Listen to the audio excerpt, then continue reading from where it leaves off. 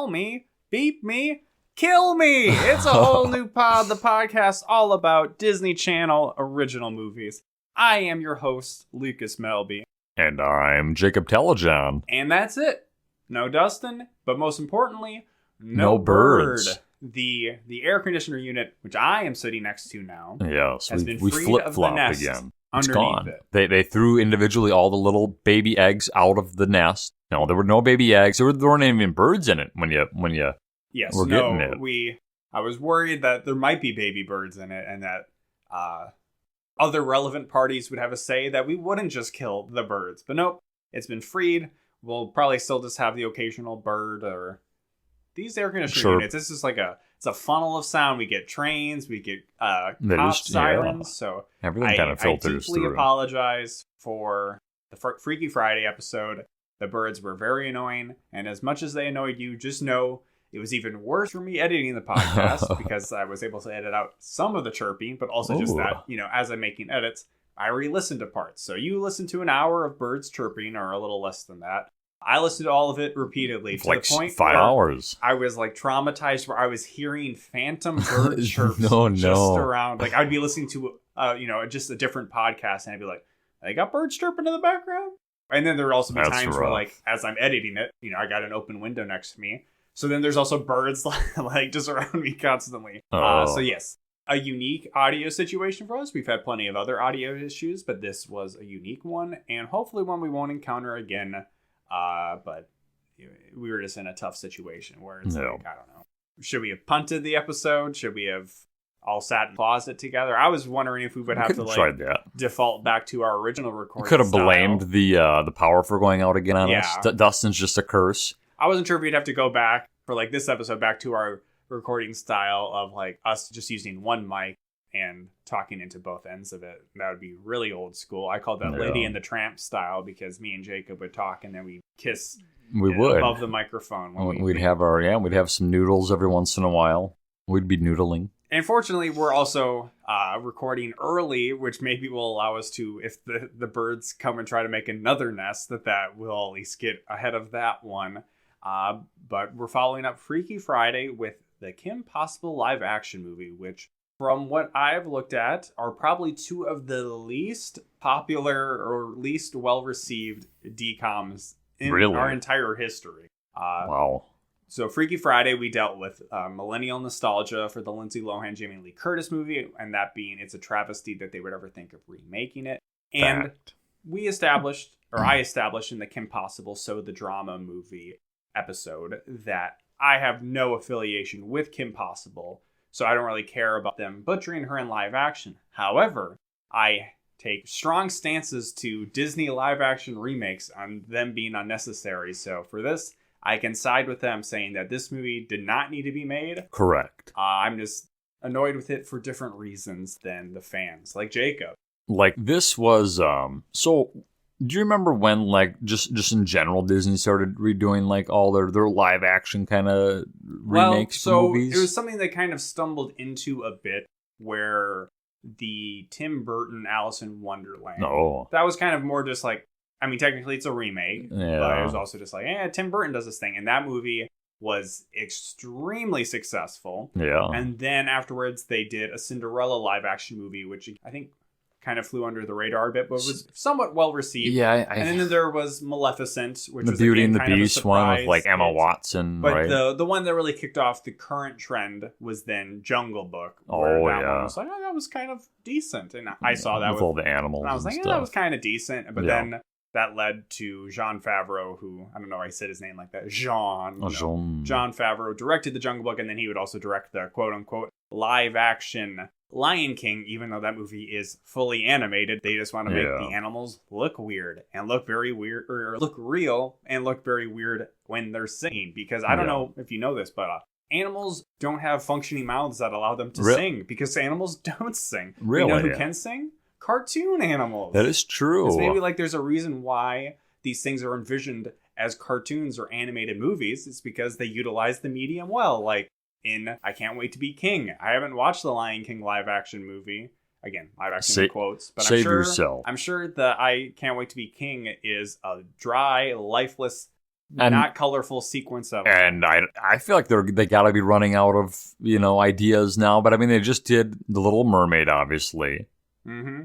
So, but I mean, I don't know. I mean, I'm sure there's still a handful they can do, but I don't know how many. They've done a lot of the yes, they've done all the ones that would make them the most money. Yeah, nobody's gonna frickin' be mad or happy if they like make a live action Sword in the Stone. I mean, they already even did Pete's Dragon, so. Wow. Unless they scrape the bottom of the racist barrel where they're trying to do like Song of the South or something. Yikes. I think they're running out of the ones that people will care about. But we're talking about Kim Possible.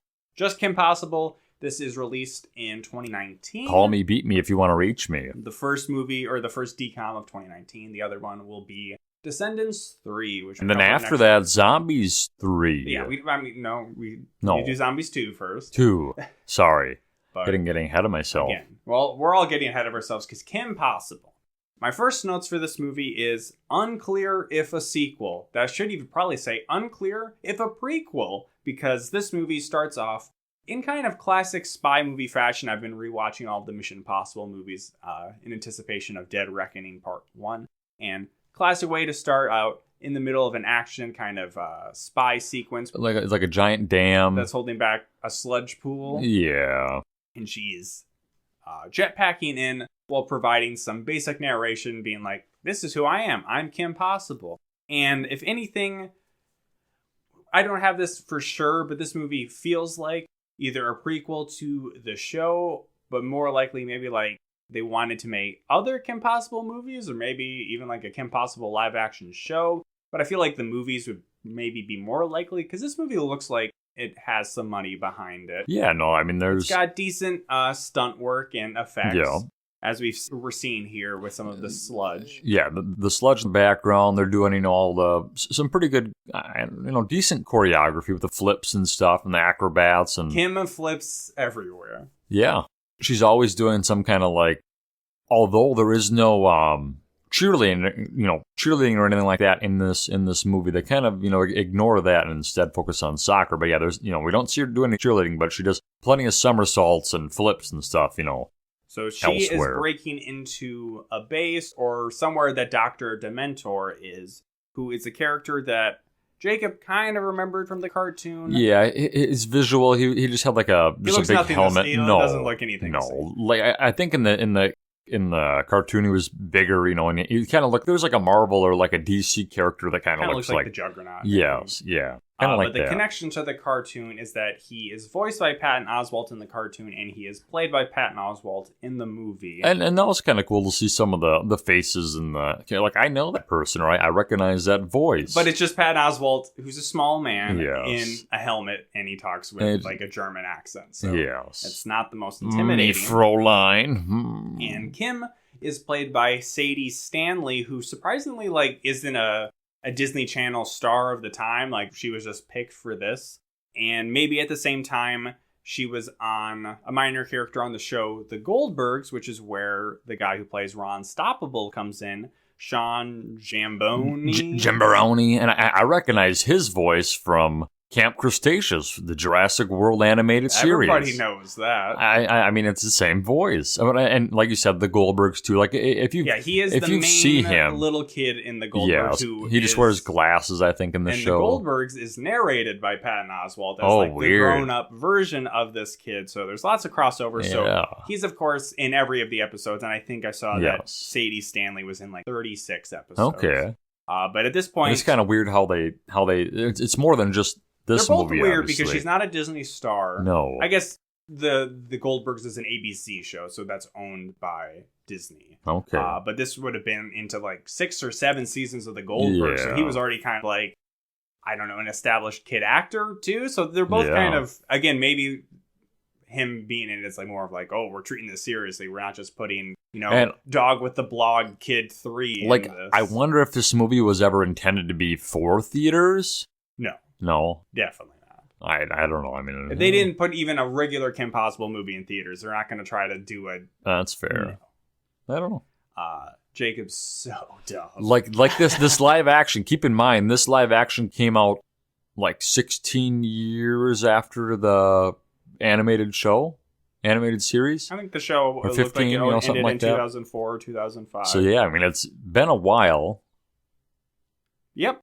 Been a while. I mean, but if you we want to love do that that, nostalgia. like, we love the nostalgia. I mean, the Little Mermaid live action movie came out close to like 40 years after the original. So. Yeah. Numbers. Years. Remember Numbers? Time. The crime procedural show? No, I feel like I do remember that.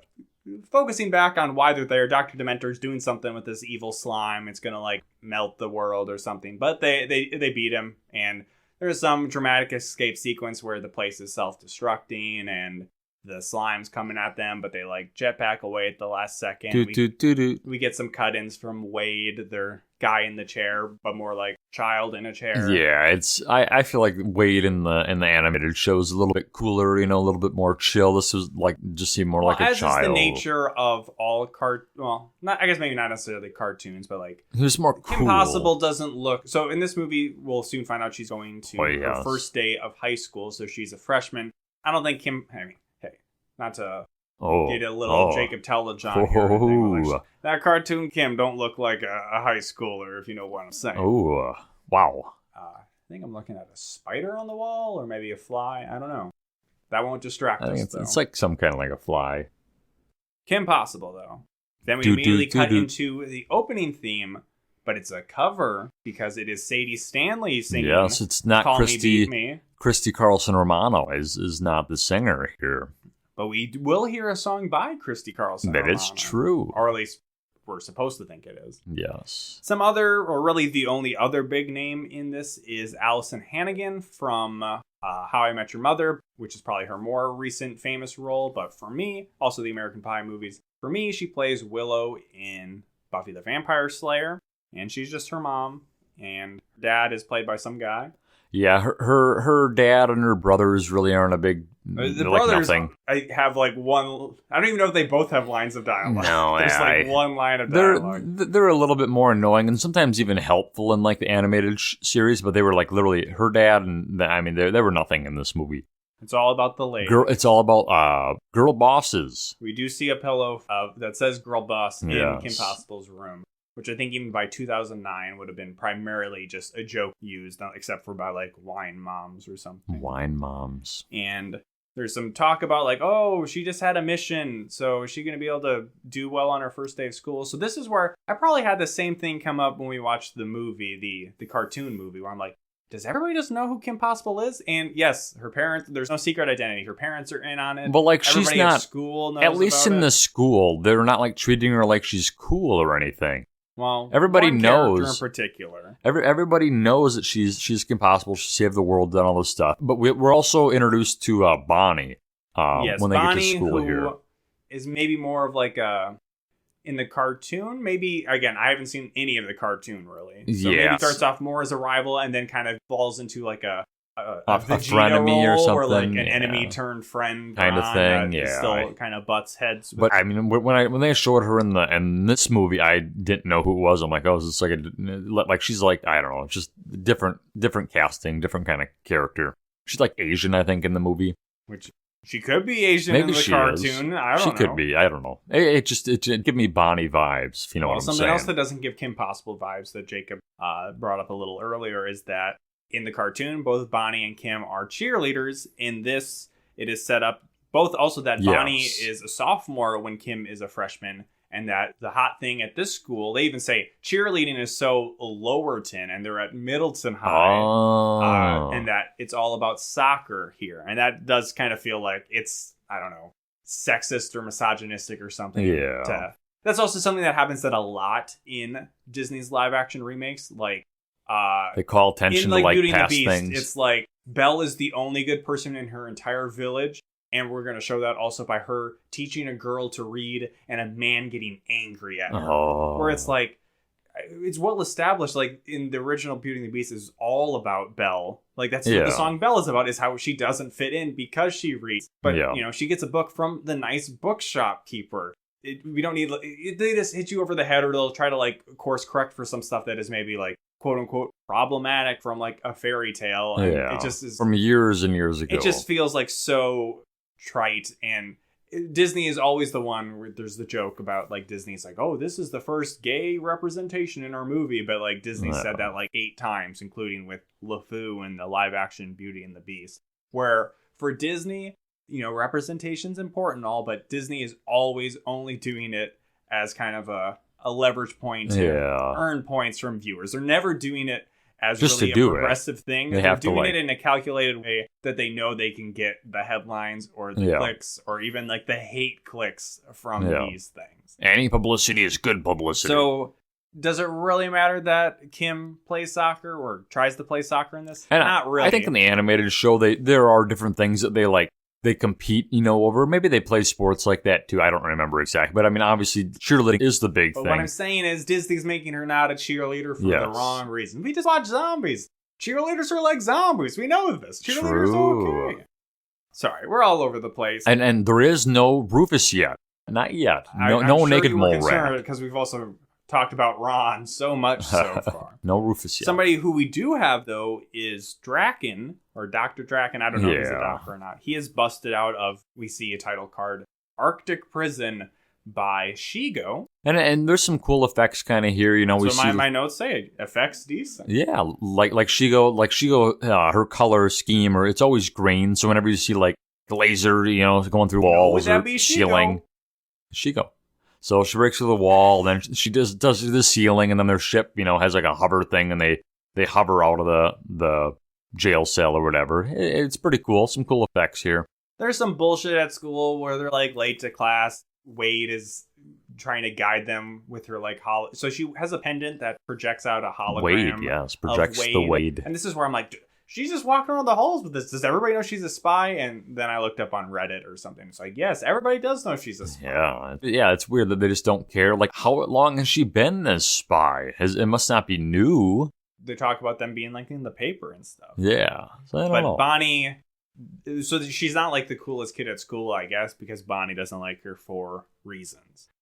Then we meet important character for the movie, Athena, who was introduced crying while talking on the phone. She's like, oh, Mom, they threw my stuff on the ground and they bully me here. I hate school. She has very messy hair for unknown reasons. Kim does some like weird gymnastic backflip stuff to pick up her papers and give it to her. He's like, oh my God, you can't possible. Yeah, I think I maybe skipped over that she also was doing weird backflip stuff in the soccer tryout. Oh, yeah. Yeah. Doesn't make the team because freshmen aren't allowed to be on the team anyway. She like avoids like 20 people and then she scores a goal. And Bonnie's like, oh, Kim, you're good enough to be the straight Shaolin soccer stuff. The equipment manager or whatever they made her. So they take Athena to Buenos Nachos or something. Yep. Her and Ron, that is. And they're immediately hitting it off where Athena's a big fan of hers. She's like, oh, I cosplayed you as at Comic-Con. It's like she knows everything about Kim. Maybe a little too much. So they're maybe immediate BFFs. And Kim's like, you just like seem to know everything about me. Like we were like made for each other. And then each other. She has ridiculously messy hair up to this point, it's like something falls out of her head, I think. I don't know. So then they have her have a makeover. Yeah, let's bring her to a salon, and then her and Ron go back to eat some more nachos, and then they come back, and she's like, everything's new. Her clothes are new. And I'm only saying this because the movie basically is heavily implying it, but it's that, like, she's hot now. Yeah. Like, doing the slow-mo, she's playing the music. Slow-mo, yeah. She's got, like, a spy outfit hair, on. Tight clothing. And, Jacob, please. Then, and apparently I learned on, like, IMDb trivia that, like, this outfit she's wearing is like the outfit that Kim has in like season 4 of the show. So it's kind of an Easter egg. Okay, that's cool. No, it's a dream sequence. A dream sequence. So then they start singing. No. Kim Possible. And call me baby if you want to. Speaking of singing, we had previously heard a song by Poppy Blue. Poppy Blue, that's right. I don't remember if that's a character in the actual show. As far as I could research, it is not. Okay. But Poppy Blue then shows up, the pop star, who is played by Christy Carlson Romano. Kim Possible. She pulls up in like looks like something from like the Barbie movie, maybe like a pink SUV limo thing, maybe? Yeah. And yeah, so Christy Carlson Romano obviously played Kim Possible in the animated show. So that's kind of another kind of cool Easter egg, I guess. I mean, I feel like a lot of people probably wouldn't even, maybe even know it's her. I don't know. I don't know if Christy Carlson Romano was doing her like vlogs at this point in time. I think on YouTube, yeah. Uh, but I mean, that was kind of a cool Easter egg, whatever you want to call it.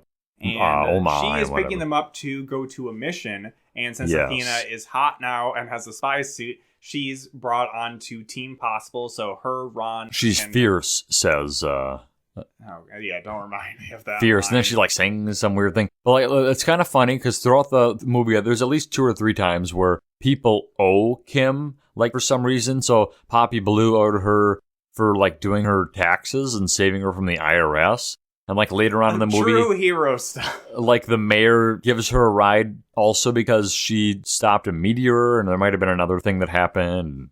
Which all seems extremely, well, not the IRS stuff, I guess, but to what the major plot is in this movie, very small scale compared to like a meteor or the plot she thwarts in the cartoon movie. Yes. So they learn that Shigo is breaking into some science base, but it's like a secret science base that's in the middle of a field. And now, like, there's it's like some like weird. It's like some weird island in like the water. Oh, it's not an island. Well, it's like weird. It's like a little how are they driving there then? It's like a little small island within like a bigger area of land. It's weird how it is because they get out there and then Athena pulls like some apple off of the tree and that opens up like a. Because, like, Kim and Ron can usually... It's always Kim, right? That, like, he's able to figure out, oh, this is how we get into the secret base and whatever. But she couldn't figure it out. But, here Athena is pulling an apple from the tree, which opens up, like, the secret hatch to get in. Yeah, there's immediately a change where Athena just seems wholly capable. There was also a scene earlier when she still had messed up hair where she was able to, like, match Kim with all of her, like, flippy her soccer moves. And stuff, yeah. And, like, Ron makes a comment here, like, oh, Kim, you knew that's what where the door was, right? And she's like, yeah, I would have figured that out. That happened several other times. They're like, oh, Kim, you knew what that was, right? And he's like, yeah. So I was just confused that, like, I thought this was a secret base of Shigo's, but no, it's a secret science lab that Shigo goes to, but then there's nobody there except one thing, Animal. This Rufus. is where we find the origin story of Rufus. Where he is in this lab, and he was experimented on to be super smart, and Ron just, like, takes him out of the cage. And he looks pretty good, I think, because his effects, like, he is obviously a computer animated. What if he was, like, Who Framed Roger Rabbit, like, just a cartoon, and he was, like, the only cartoon? Oh, that I would have maybe even liked that better. But, yeah, he looks fine. He's cool. I think, I probably have it wrong, but Nancy Cartwright, I think, who is the voice of Lisa Simpson? Lisa or Bart. She's some Bart, whoever Bart Rufus's Simpson. voice actor is the same in this movie, which they probably could have just reused old like sound audio. But, so it was fine. He really doesn't talk at all. He just maybe like one time like, rah, rah. He's always going dee dee dee dee. Oh. And the pretty obvious conflict that immediately gets ratcheted up is that Athena is too good and cool, and Kim starts to get jealous. Or I don't know if it's. Do you think it's jealousy or just? Do you it's think jealousy because the movie later on we'll get Grandma saying jealousy ain't a good look for you. Oh, okay. But they find Shigo and there's a fight and Ron and Kim get knocked into an eel. Yeah, eel cage, and Kim has like some massive fear of eels. Well, I mean, I don't know. Would you be chill just being... No, I wouldn't know, because Ron's like, well, here's a fun fact. Eels can give birth to 1,000 eels at one time. Which I don't think is true. They can just pop them out whenever. And yeah, they're stuck in here. And with Rufus, they're stuck in here. And yeah, Athena has to do her whole, I guess, save the world and stop Shigo when she breaks open the cage. Well, actually, before that happens, is she tries to help with the fight when Kim's fighting. But she kind of screws stuff up, Athena, that then leads Shigo to knock them into the pen. So and Shigo gets this magic cube thing. Yeah, the Allspark, the Infinity Stone, whatever. We'll see what it's used for, but it's as a MacGuffin. A MacGuffin. And I had already seen some of this spoiled for me, where Athena's a bad guy. Yeah, That's the only spoiler reason alert. She can be so cool is because she's evil. We should have put a spoiler alert. So that all makes sense how it's like, oh, Yes. she's making Kim jealous, and then she's screwing up at times, but then being super cool at times. We'll maybe try to point that out, I guess, when that's revealed, but it's not for a bit, actually. No.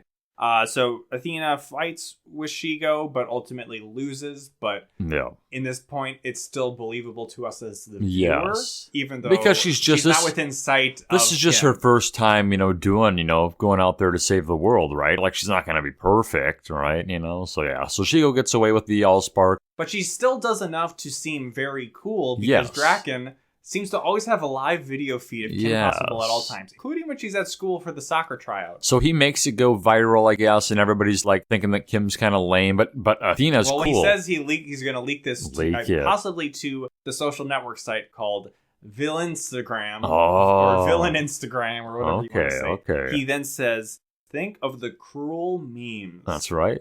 And in very Stepsister from Planet Weird style, we cut to school the next day.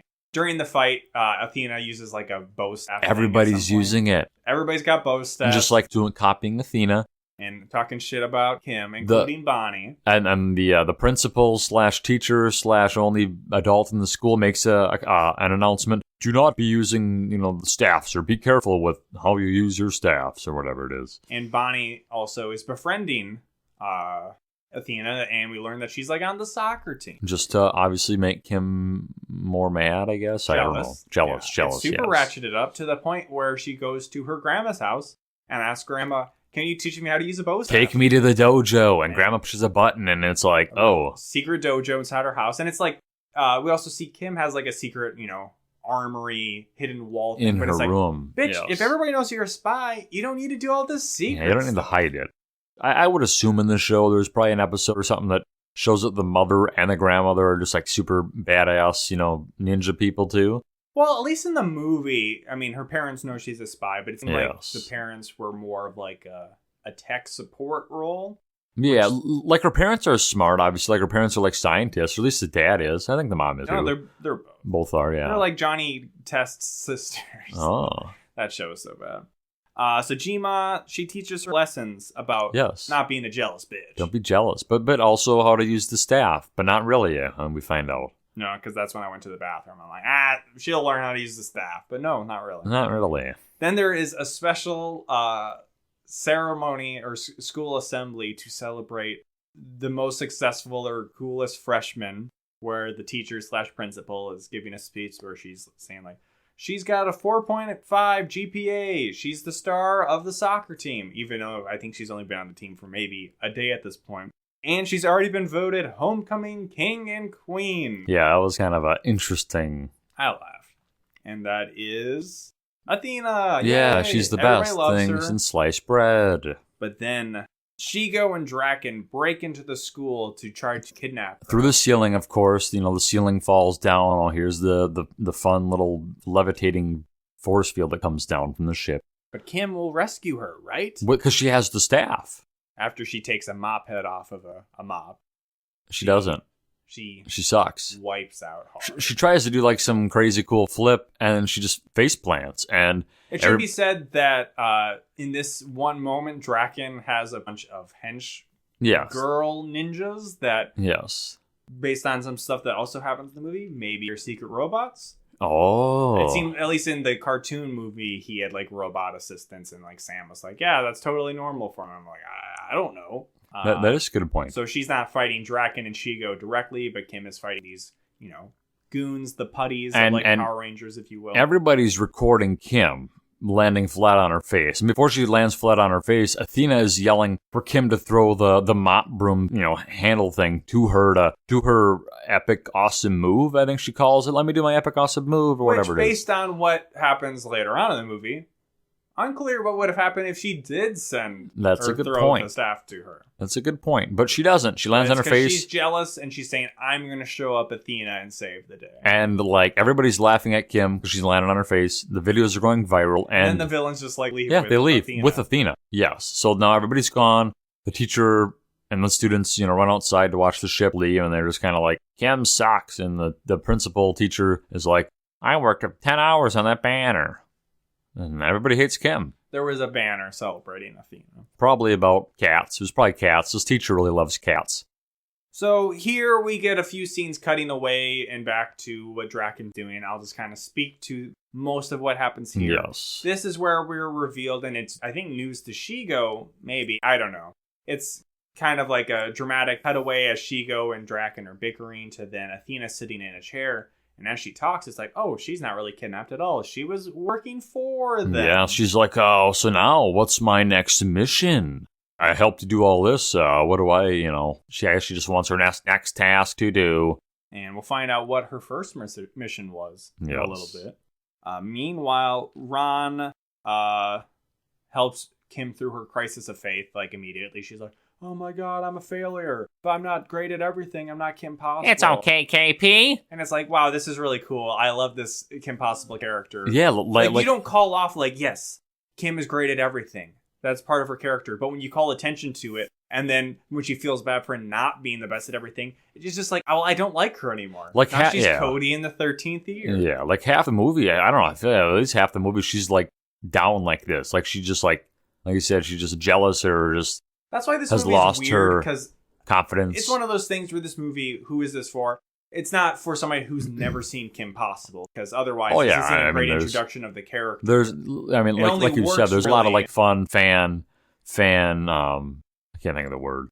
Stuff to appease to the fans. Yeah. Beep, beep, did it. Well, they, like I said, they have and Rufus. I clapped because I knew what that was. they have Christy Carlson Romano. They have fun stuff in the movie that, makes it more fun. What I mean is, if, like me, I don't really know the character Kim Possible. If I'm being introduced during this movie, it's not a great character introduction. The stuff that they're doing in this movie is only interesting if you're a fan of the show. But if you're a fan of the show, you're not going to like this movie for a variety of reasons. Yeah.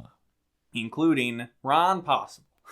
Like I said, I don't like Ron Possible in the cartoon. And he's not even really in this movie that much either. He's in plenty. I mean, he's there, but he's not like the main focus. We just haven't talked about everything he's doing. Okay. There's multiple scenes of him having messy hands eating nachos. With Rufus. Yeah, Rufus, hey? We like Rufus. So Ron and Kim, they develop a plan with the assistance of Allison Hannigan and Grandma that they're going to break into Draken's lair. Where is it? Well, they know. It's no problem. I think Wade knows where it is. Wade knows everything. Little boy knows he also has like maps of the school that helps to guide Kim around at times. Yes. Cool stuff. Cool Wade, who he graduated to college or something at like the age of 10 or whatever they said. And this is all he does. Where do they get this money to fund all these cool gadgets? I think maybe in the cartoon some of it's like her parents through like their science work are really through rich, like grants, or they developed like the tech for her in house, literally in the house. But they pretty effortlessly break into. All she really needs to do is cut like a hole in like a sky window. It was one of those things where it's like, was it purposeful, easy to get in there, and it's not like that they needed them for the rest of their plan. No, but Draken will end up capturing them.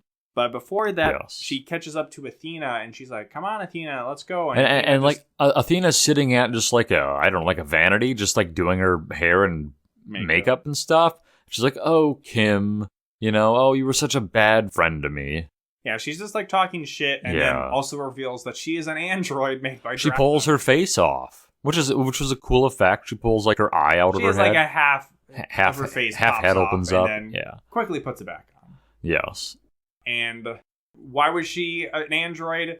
Even at this point, I don't think she knows what she was doing, but we'll learn shortly that she was essentially stealing the cool essence or spark of what makes Kim Kim.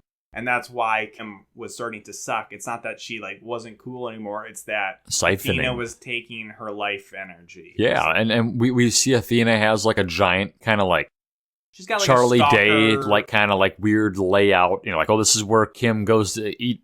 Yeah, and it's lunch to establish why she knows everything about Kim. But also, we just have Draken always watching her, so he could have just programmed that into her. I don't know why it was treated like such a dramatic reveal. Yeah. It's kind of like, oh, she was an evil robot. That's why she knew all that stuff. I don't need Kim being like, oh my god, and then we have like the usual suspect. It was just a betrayal. Being like, that's your taco order? What a coincidence! It was the betrayal, man. The betrayal.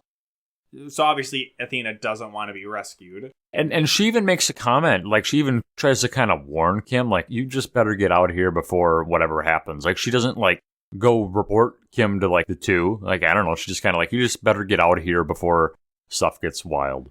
So Team Possible all gathers up and is about to fight Draken, but they all get trapped in a force field prison thing. Yeah, just very conveniently where they were all standing together. And but Rufus falls out of the field and is like with a drone thing. And Draken reveals his grand plan about the spark and everything. I was going to take the essence from you, Kim, and put it into Athena, and then take it myself and kill Athena because she's just a robot. I don't care about her. It's very self-referential, being like, I'm doing my evil plan thing. And Ron's like, I like this. It helps me like catch up when I don't get some things. And it's all like, okay, movie. That's fun. We like that. But yeah, Draken will end up killing Athena. I mean, was she ever alive? Do androids dream of electric sheep? He's going to kill her to take the life essence, and he'll be the perfect person because he'll have like the cool moves of Kim and the flexibility, his brains. And the brains. Sure, whatever. Kim's like, you can't kill her. She's my friend. And it's like, oh my God, even after she's just a robot, Kimberly. She's going to say that she's my friend. And like Athena isn't like, oh, it's okay, I'm a robot. She's like, there's fear in her eyes. Like, she doesn't want to like die. Because she's already hooked up to the machine at this point. Yes. Like they have the brain things, yeah, like you said, attached to their head. You know, the brain things. Like, she's not like, she didn't volunteer to do this. I mean, she was built for this purpose, but she's not like, you would think that it would be ingrained in her, like, I am a robot, I will do what I need to. Volunteer to, like, heat up my hot cocoa. That's true. I mean, she's a toaster. Wow. You just want to stick your Hot Pocket in her? You don't put Hot Pockets in toasters, Jake. I don't know. You put them in microwave. Pop-Tarts. Those you put in the toaster. Yes. You want to use your toaster strudel? That's what I was going for, maybe. We can stop there. Don't worry. I won't edit any of this. Excellent. Rufus, there's a drone. He hops on it. Wade is somehow able to navigate it. And Ichigo shoots it down as he's... Oh, yeah, by the way, Draken reveals that the deactivation switch... The button's like just like on an awkward way high up on like the wall. And he's like, that's where the button is. And they're like, she goes pissed, like, don't, why are you telling him that? And it's like, oh, yeah, we always do that, kind of thing. But yes, like I said, Rufus slaps the button, the cage is open, they're free, or the force field's down. But the transfer between Athena and... Draken it's happening. You can see Athena's, being drained of her energy or whatever essence, but then Kim shoots like a laser at the MacGuffin, and it's the lipstick. It's the lipstick. It was referenced, several, before in the movie. She could have just shot her fucking grappling hook at it, and it would have been. But then now it starts to reverse. So Athena's getting her energy back, but Draken's getting smaller. Yeah, it's something where it's just like, it doesn't really necessarily make sense why it's happening, but since the movie says this is what happened, it's like, okay, sure, that's what happens. And so Athena is totally fine. Draken turns into like a child? Yeah. Maybe a teenager. Like a 10-year-old? Hasn't hit his growth spurt yet. Yeah, it was kind of weird, and he just sounds kind of goofy, and she goes... Yes. The guy who plays Draken, Jacob thought he looked like Joaquin Phoenix. Yeah. His performance, he kind of sounds like the cartoon character. It was kind of creepy. Yeah, I thought it was cool. Like, he had like blue veins, he wasn't like blue. His character wasn't blue or gray, but I thought he looked creepy, like Joaquin. And I thought he did good.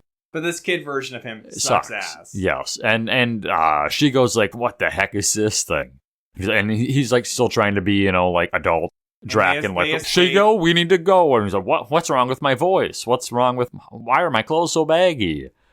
They escape, and this whole deal has basically started a meltdown where the whole place is going to explode. Kimmy, we got to get out of here, says Grandma and Mom and Ron. They're all leaving. They're all out. And she's like, I can't leave my friend who's here. And then Athena's like, I can save the day. I am a robot. I am the only one that can stop the... What is Kiss?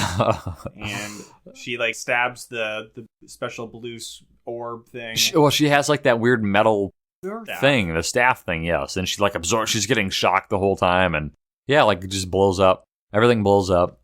You see like everybody's jumping out of the frame. There's the explosions behind them. It dramatic, looks cool. Explosion behind them. We like it. Running away. And then blowing up. Don't worry, Athena ain't dead. We see a hand blown to pieces. Yeah, we see a hand, and then Kim picks up the hand like, oh, Athena. And then we hear like a voice off in the distance. Kim, I need a hand.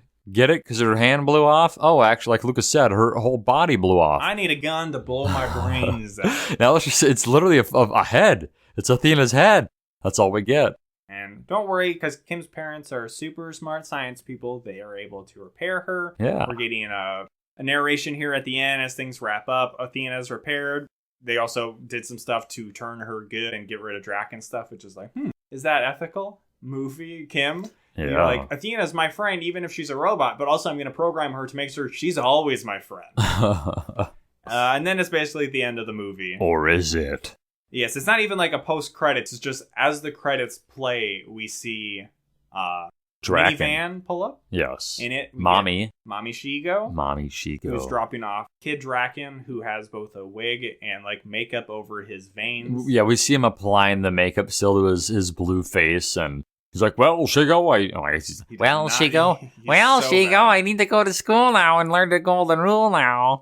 And he is, going to Middleton High. And she goes like, potentially teasing again for like a sequel or a series or something. But thank God there is no more. We do not need to deal with Kid Draken. Yeah, I don't think I would have liked that. But yeah, she goes like, tell him, just tell him you're the gifted student who graduated or got all these. Because it was Kim's high school. Yeah, and he does call Shigo mommy. And I had already said mommy in that scene. That was interesting. And that's like the end of the movie. It's kind of a weird send-off or weird cliffhanger, I guess. Yeah, we get like the theme song again. But they don't even play like the whole thing. Impossible. Yeah, the end. That was Kim Possible, 2019. Not a musical, so Lucas by nature hates it. It's not true. I mean, there's plenty of musicals I haven't liked. Like all the Descendants movies. That's fair. Which will be Descendants 3. Yippee-ki-yay. It was 90 minutes, though, so that's always a point in its favor. But not too many points. This is not a great movie. Again, I have no affection for Kim Possible. No, yeah, I mean, like I said, there's... But I think this is one where if you did, and certainly ratings online about this movie seem to show that fans did not like it. Yeah. Not that I think Kim Possible is some untouchable thing. I just feel like a lot of these people that didn't like these movies weren't rating them, the year, or maybe they were. I mean, I don't know. Honestly, it's like easily, people review bomb stuff all the time. People see, live action Kim Possible... Fuck that. And they don't even watch it. Like you said, they don't even watch it. Yeah. So it's, who knows how fans really felt. I thought some of the, like seeing Christy Carlson Romano was fun. A little bit of Rufus action was fun. Like there were some aspects, like if you like watched Kim Possible back in 2002. You're such an easy fucking mark. If you, every movie, you got to find the good. You should eat up all these Disney things. The Star Wars movies. I liked in Rogue One when... I never watched any of the Star Wars. I never got into that. But I would. Dead Guy shows them. I would. You should. Watch you would love Star all Wars. that shit. I probably would. Oh my God, I clapped when I saw So, for someone that watched Kim Possible... Dustin, and you haven't seen Star Wars? I've watched bits and parts of them. Well, still, you were like, you haven't seen... Back to the Future? Star Wars is more crucial to pop culture. He hasn't seen, Jurassic Park movies. He hasn't seen, most of the Indiana Jones movies. Like 1.5 good Jurassic Park movies. Yeah.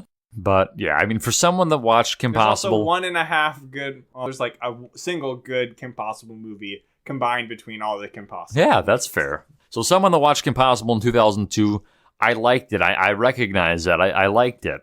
The effects were fun. Some of the characters are kind of weak. All of them? Yeah. Except maybe Athena, I guess? Yeah, the acting wasn't necessarily bad. They were just like the characters were, I don't know, just like a tenth of what they're cartoon characters in live action. So so what can you expect? And some of the effects were fun and cool. Okay, you're and, just repeating yourself. Yeah, but they were more than usual, I should say. I should have gone in more like at the end of the last episode when I was body swapped with you to be like, the effects were good. There was lots of extras. It made me feel like a kid again. I saw something that I liked and I recognized. That's me. I didn't watch this as a kid actually, so I hated it, but it was magical, so I liked it. This one was not magical, but it had good effects.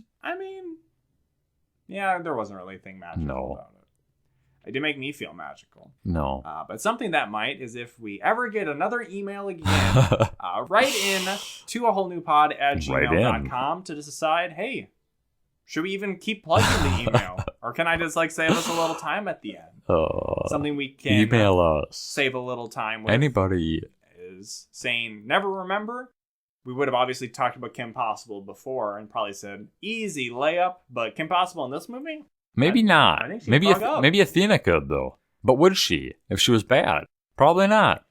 Yeah, that's one of those weird things where it's like, should we say like the cartoon villain characters would actually work with Al-Qaeda? It's a even toughie. For me, that feels a little weird. Yeah, it seems like a cop-out. I think that towards the end of the movie, they're all friends now. They're all good. Kim's got her mojo back. Obviously, they could have stopped Al-Qaeda. They could have. But in the middle of the movie and before all that, I don't think they would have.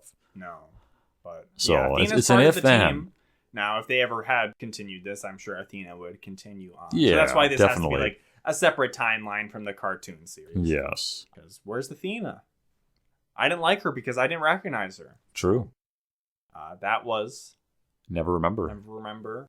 For the uninitiated, which, come on, how are you finding this podcast? That's where we talk about whether the terrorist attacks on 9/11 could have been prevented by the main characters of the DCOM of the episode. And then we've got so much pop to get through. A lot of pop. We're in my favorite time of the year when Mountain Dew releases its summertime flavors. So Let's go. Have 2 of them, but we're just going to do one. Just for now. And that is Baja. Yeah, they've done like weird Baja spin-offs before, like pineapple. But this is Baja Passion Fruit Punch. Coincidentally enough, one of our listeners had suggested these 2 flavors, that this one and another one, to us earlier in the week. So who was that? You're just making shit up? No. Who said to do? I don't. Okay. To me, yes. Well, listeners, if you want to know anything, like, hey, I'll tell you what. I bought these unknowing about this, and Jacob, who was told about this, shows up. He ain't got no pop in hand. No, because you had them. Yeah. So you'd had them already. This is Dew with a blast of natural and artificial passion fruit flavor. I don't know if I've ever had a passion fruit. I can't say what they taste like, but it's purple. It is purple. It's a nice purple. It looks like the Grimace Shake, which I had once. Shut the fuck up. I had one.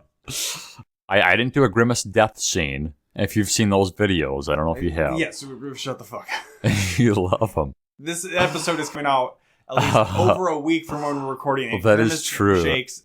Even the last episode, we're kind of dead. People will know. I have a feeling this is going to taste like Mountain Dew. So, yes. Bust this open. I'm ready. I'm excited. Taste that passion, that passionate fruit here. I mean, I got passion for it. Passion for fruit.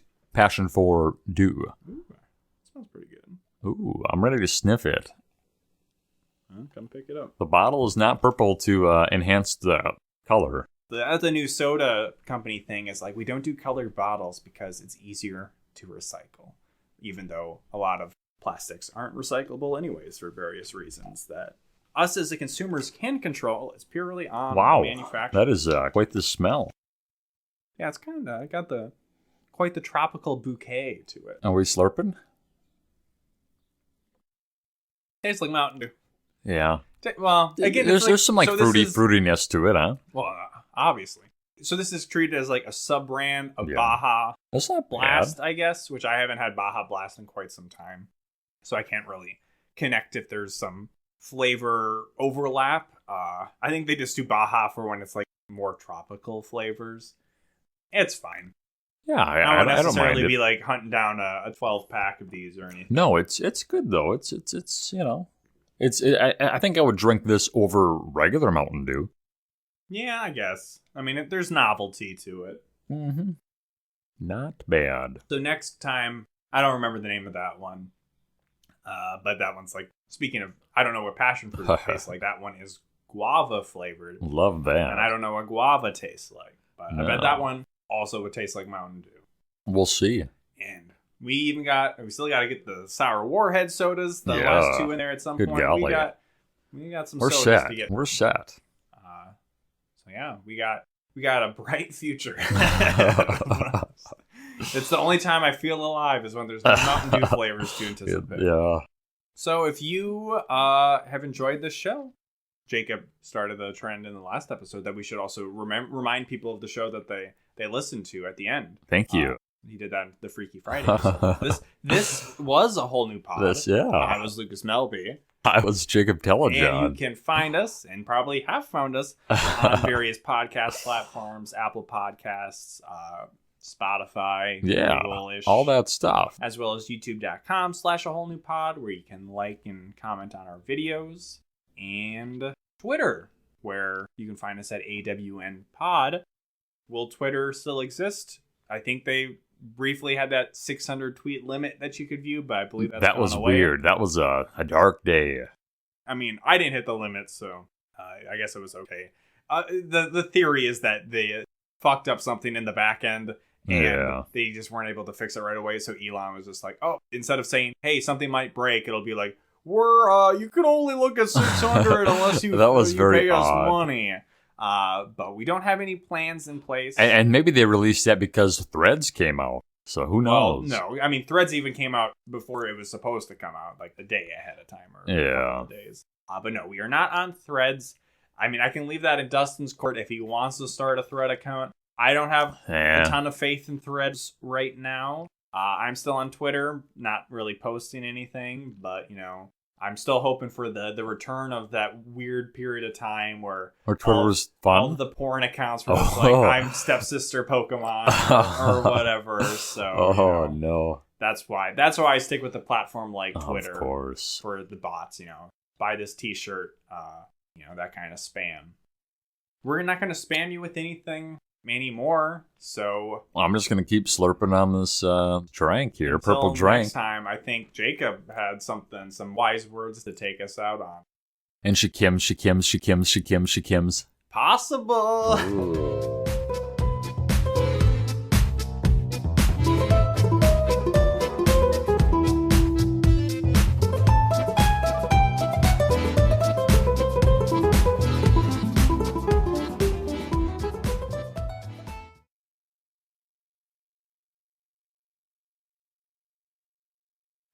This video goes out to all YouTube viewers, but especially all the heckers on YouTube. Stop hacking. Yesterday, there was an issue with a couple of my personal files on my personal computer, and I was hacked. I lost pictures, I lost documentations, I lost PowerPoint presentations, all because I was hacked. Now, I don't know what someone is going to do with those files, but hackers, you're going to get what you deserve. But it's not going to be from me. It's not going to be from me. So hackers, here's what you need to do. 3 things you need to do. 1, stop hacking. 2, find something else to do with the time that you usually hack with. 3, and this is a big one, this is an important one. Just don't hack. Just don't. Don't do it. Don't do it, because something's going to happen to you. But it's not going to be me. I'm not going to do it. It's not.